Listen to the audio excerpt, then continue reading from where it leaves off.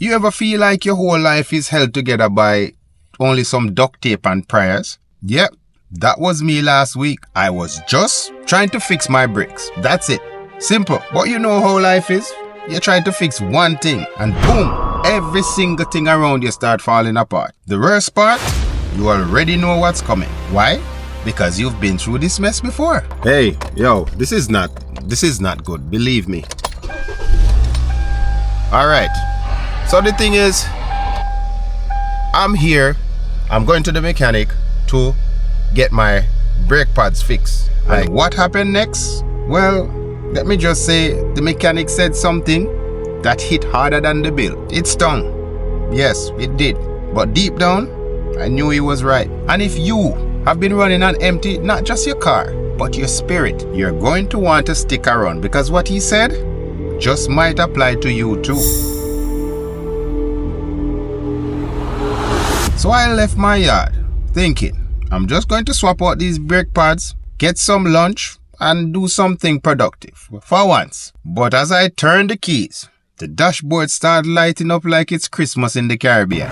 All of a sudden, my brain turned into Google, thinking, is it the engine, the transmission, the whole life? I started praying and bargaining. You've been there, right? One little warning light and suddenly, you're planning for a new car. And if it gets worse in your brain, it's not, you're thinking even deeper. A new job and even a new identity. Come on, I wasn't expecting this. I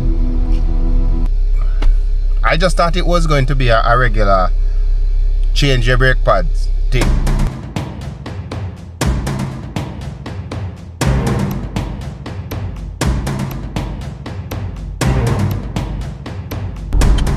So I pulled into the mechanic shop, already nervous. I didn't even say good morning. I just pointed at the dashboard like a stressed parent pointing at their child's bad report card. Fix it please. Don't hit me with no madness. And this man, this calm, experienced, slightly oily legend, he just smiles. Why do mechanics always smile when they know something you don't? He checks the car like he's auditioning for Fast and Furious. He flies the bonnet, scans the dash, and taps a few things. Meanwhile, I'm pacing around like I'm waiting for a hospital result, and you know that feeling. You went in for just one thing, but you're already bracing for bad news. Because that's what life trains us to do. Then he looks at me, wipes his hands, and hit me with, you wait too long. Now you, if someone told you that, what would be your first reaction? Exactly. Defensive. Wait too long? Boss, the brakes were still stopping. I was planning to come last week. He didn't even flinch. He just gave me that look like, sure you were. Then, he said something I wasn't ready for. You don't just wait too long with the car. You wait too long with everything. That one hit hard because this man didn't know my life. He didn't know my stress, my schedule, or my past. But somehow, he saw right through me. He kept going. Said people like you don't trust peace. You don't expect ease. You live in survival mode and wait for things to break before you fix them. Jeez. But also, facts. That's when I realized he wasn't just talking about breaks. He's talking about burnout, about life, about you. And if you're still watching, I promise, before this end, I'll give you that one thing he said that changed my mindset for real. So, don't click away just yet. Because maybe you've been ignoring your own warning lights too.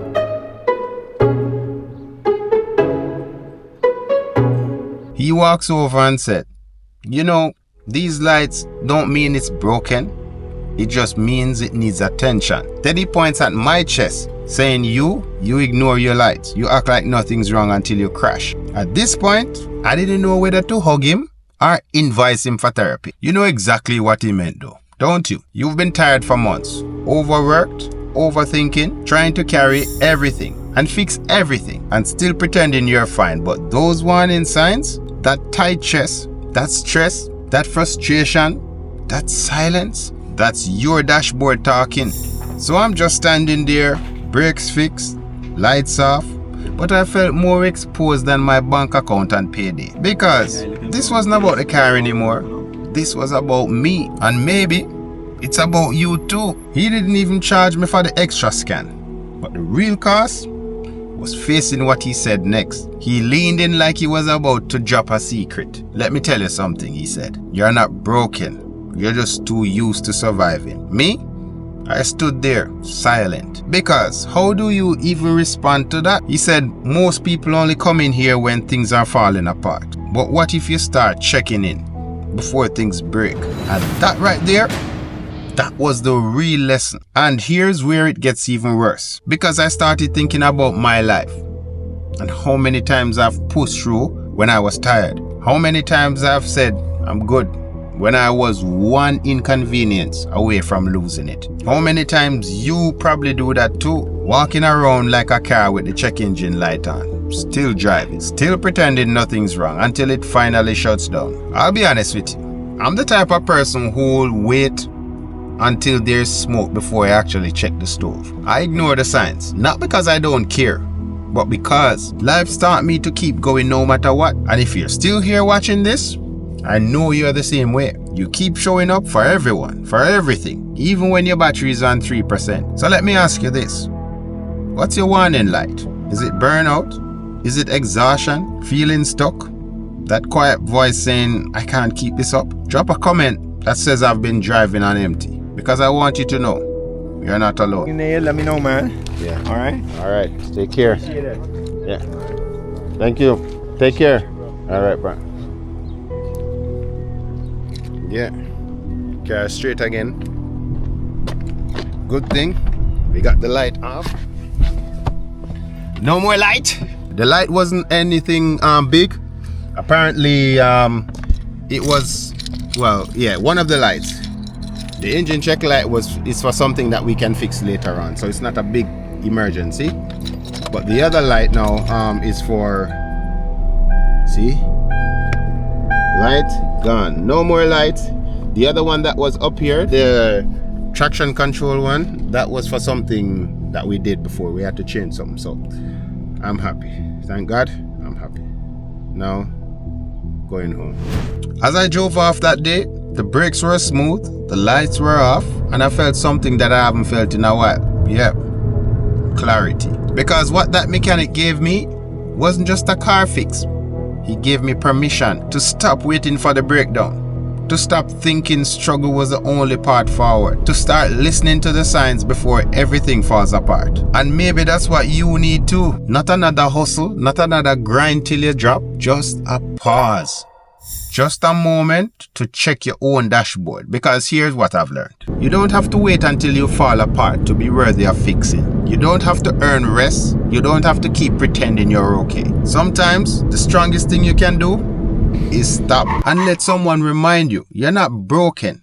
You're just overdue for care. So this video isn't just about brake pads. It's about you. And if nobody else has told you this lately, you deserve to be happy. You deserve to be okay. Now, take care of yourself before life forces you to do it. And remember, it's not just a destination, it's the journey. Stay blessed.